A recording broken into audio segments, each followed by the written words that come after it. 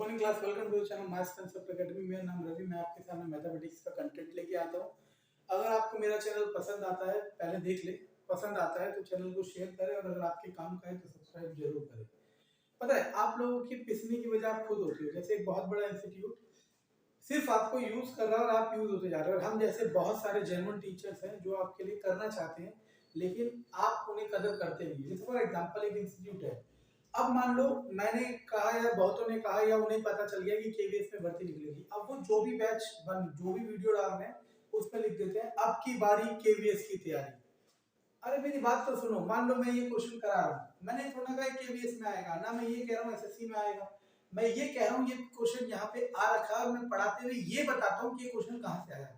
Exam से लेना देना थोड़ा है, लेकिन उनके लिए एक नोटिफिकेशन का मतलब एक बहुत बड़ा मौका है और वो मौका आप लोगों को घिसता रहेगा। याद रखना, तैयारी करने का सबसे सही तरीका है सबसे पहले अपने आप पढ़ो, उसके बाद जहां दिक्कत हो क्वेश्चन करो।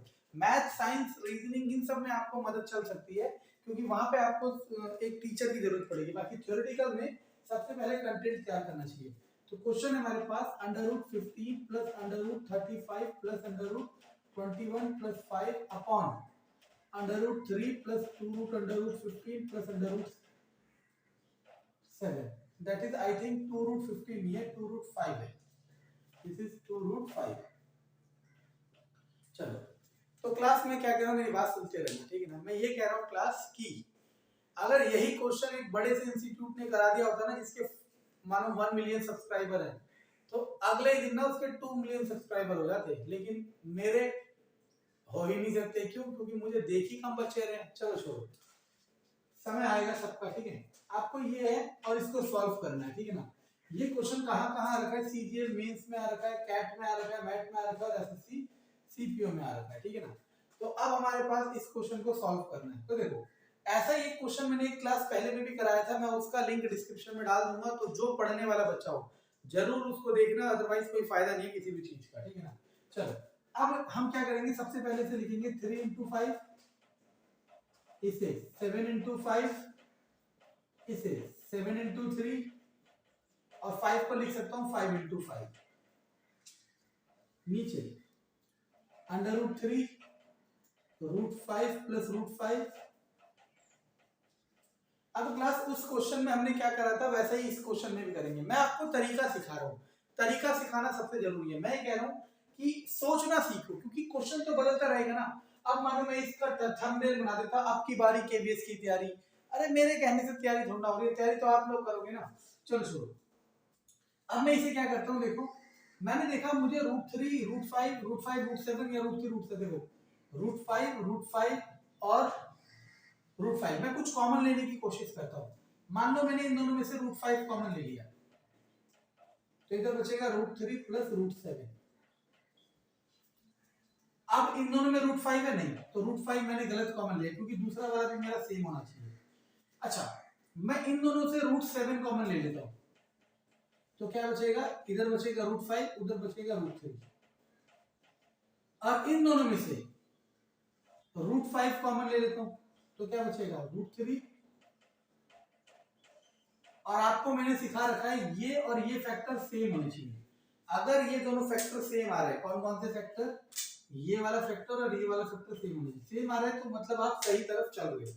इसके बाद नीचे तो बहुत आसान है, √3 प्लस √5 ऐसे लिख सकता हूं, और √5 प्लस √7।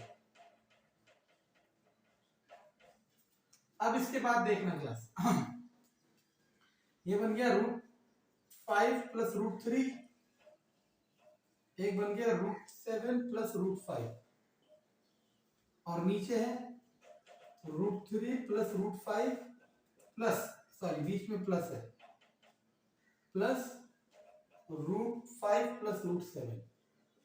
इस स्टेज तक तो बहुत बच्चे ले आते हैं क्लास, और इस स्टेज के बाद उन्हें ऐसा लगने लगता है कि अब हम फंस गए और अब क्वेश्चन नहीं होगा।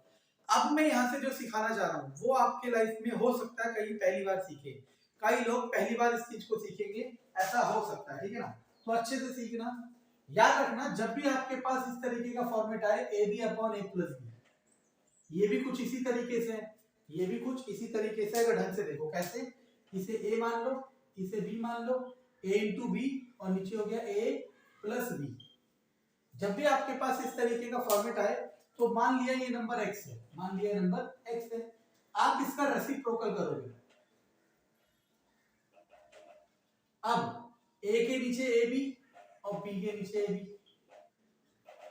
इधर a कटेगा इधर b, 1/b + 1/a = 1/x। मुझे लगता है आप लोगों को यहां तक समझ आ गया होगा। अगर जिसको यहां तक समझ आ गया वो औरों से एक स्टेप आगे चला गया, उसे पता भी नहीं चला, ठीक है ना। चलो, तो यहां तक आपको समझ आया कि हमें क्या करना है। इसके बाद देखो क्या करना है।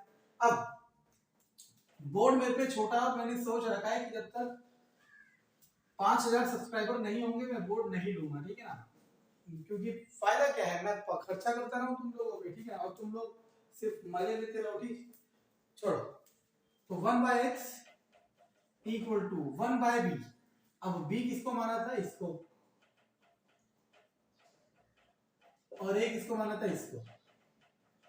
और मैंने आपको सिखा रखा है क्लास, जब भी डिनोमिनेटर में स्क्वायर रूट की टर्म हो रेशनलाइजेशन लेंगे, चाहे कोई भी क्वेश्चन हो, तो मैं इनका इंडिविजुअल रेशनलाइजेशन कर दूंगा। तो ये हो जाएगा √7 + √5 से किसकी मल्टीप्लाई करनी है, √7 - √5, और ऊपर भी √7 - √5, और यहाँ पे 1/√5 + √3 में किसकी मल्टीप्लाई करनी है, √5 - √3, और यहाँ पे √5 - √3, है ना। इसी का भी दोनों का कर दिया मैंने, तो ये 1/x = √7 - √5, और ये क्या आ जाएगा, यहाँ हर बार फॉर्मूला लगता है a² - b², √7 का 7, 5 का 5, 2, वो आ जाएगा √5 - √3/2। एलसीएम लोगे तो क्या आएगा, 2 एलसीएम आएगा, √7 √5 √5 - √3, 1/x = √7 - √3/2। तो यहां से x निकाल लो, 2/√7 - √3। क्यों, क्योंकि क्वेश्चन तो एक्चुअल में x था ना, क्वेश्चन तो एक्चुअल में x था। अब इसके बाद देखो फिफ्थ क्लास, यहाँ पे फिर हमारा रेशनलाइजेशन आ गया। क्यों, क्योंकि मैंने आपको बता रखा है जब भी डिनोमिनेटर में स्क्वायर रूट की टर्म आए तो आप रेशनलाइजेशन करोगे। तो कर दो, √7 + √3, √7 + √3, तो 2 × √7 + √3, और नीचे तो आपको पता है a² - b², √7 का 7, √3 का 3, 4, तो आंसर आ गया √7 + √3/2। अब सोचो क्लास, कितना आसान आंसर है, मतलब आंसर मिनिएचर फॉर्म में। लेकिन अब आप सोचो, आप इतनी सारी चीजें खुद से कर सकते थे, नहीं। इसीलिए मैथमेटिक्स में टीचर की जरूरत पड़ती है, लेकिन और थ्योरेटिकल सब्जेक्ट में ऐसा नहीं होता। लेकिन ये बात आपको समझ कब आएगी, मुझे नहीं समझ आता। Thank you.